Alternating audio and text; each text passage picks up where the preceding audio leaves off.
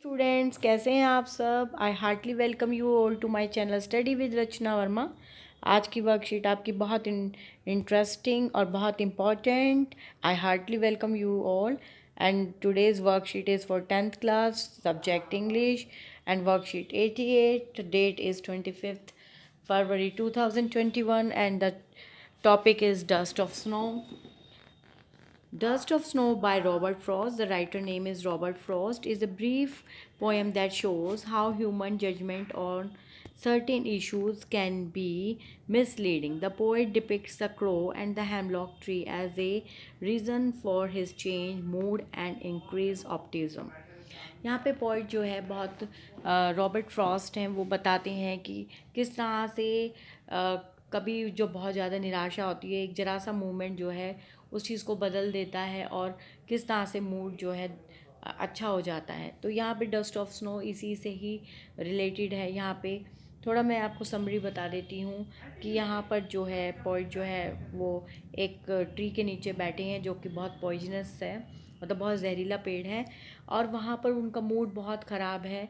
एकदम से उनके ऊपर जो है एक क्रो बैठा होता है, तो मतलब डस्ट जो स्नो होती है वो पेड़ों पे जमी होती है।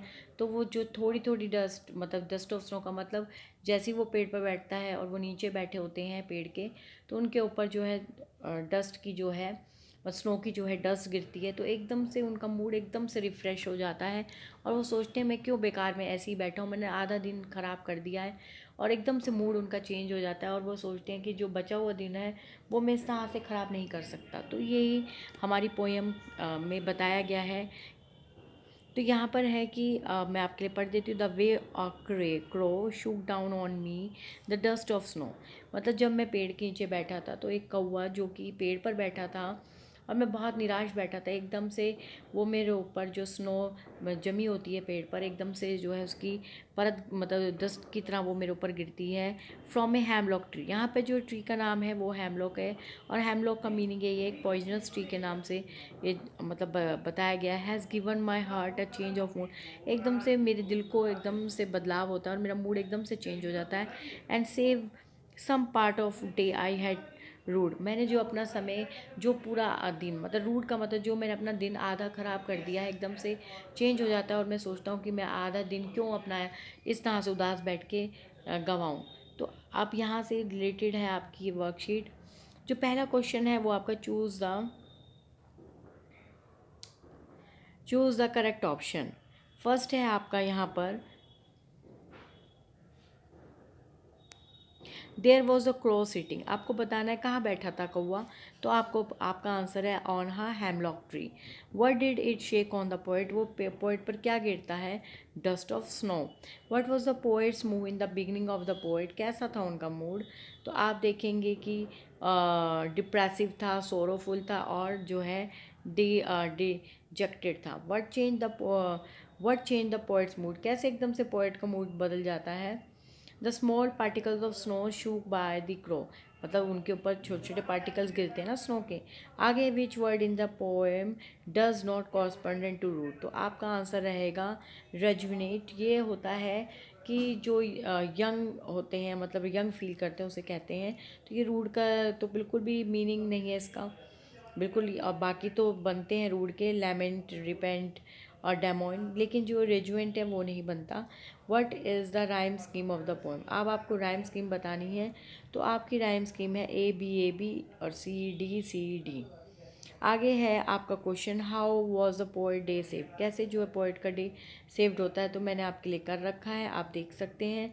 The poet had a bad bitter mood which changed a pleasant and optimism by the event of crow knocking out snow from a hemlock tree into, यहाँ पे आप इंटू करेंगे, इंटू सॉरी इंटू नहीं ऑन टू, ठीक है, on to the poet, ये बिल्कुल correct था। This was the best thing that happen to the that day, this event refresh him, hope this helps. आगे जो सेकंड क्वेश्चन है वो है आपका कि answer the following, what is the underlying message for us in a heroic life and reference to the poem.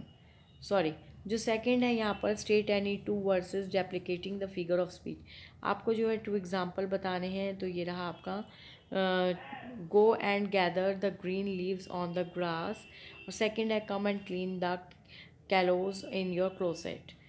Third question है आपका यहाँ पर कि थर्ड मतलब ये तो फर्स्ट के 2 ऑप्शन मतलब 2 ऑब्जेक्टिव टाइप थे। तो यहाँ पर आपका सेकंड क्वेश्चन बनता है, what is the underlying message for us in our हैट्रिक life and reference to the poem. देख लेते हैं ये अपना आंसर।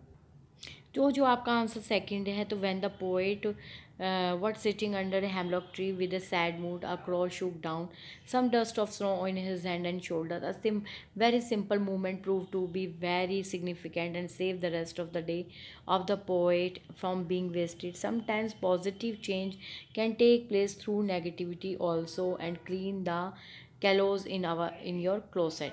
मतलब कई बार जो है जो कई बार नेगेटिव होता है वो भी आपकी एकदम से पॉजिटिव में चेंज हो जाता है। तो इस तरह से ये था हमारा सेकंड आंसर। अब हम अपना लास्ट क्वेश्चन देख लेते हैं कि लास्ट है हमारा इसी का ही B part. How does a simple movement prove to be very significant and save the rest of the day from the poet from being wasted, comment on the basis of the poem. तो हमारा जो second part है इसी question number second का, तो वो है यहाँ पे हम इसको थोड़ा,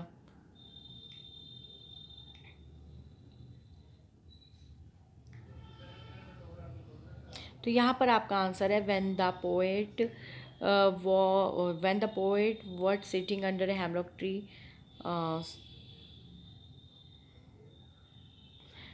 with a sad mood, cross shook down the dust of snow on his hand and shoulder. A very similar movement proved to be very and raised the rest of the day of the poet from being wasted. Sometimes positive can be take place through negativity also. ये देखिए ये same answer हैं दोनों के, क्योंकि ये question similar हैं तो आप दोनों के आंसर सेम लिख सकते हैं। तो ये थी आज की वर्कशीट हमारी, जो कि बहुत अच्छी वर्कशीट है। और इस तरह से आपको थोड़ा इससे आपको इंस्पायर भी होना चाहिए कि लाइफ है, इसमें जो है हैप्पीनेस और सैडनेस चलती रहती है, तो हमें पॉजिटिवनेस रखनी चाहिए ताकि जो है नेगेटिविटी जो है पॉजिटिवनेस में बदल जाए। Thank you so much for watching my video.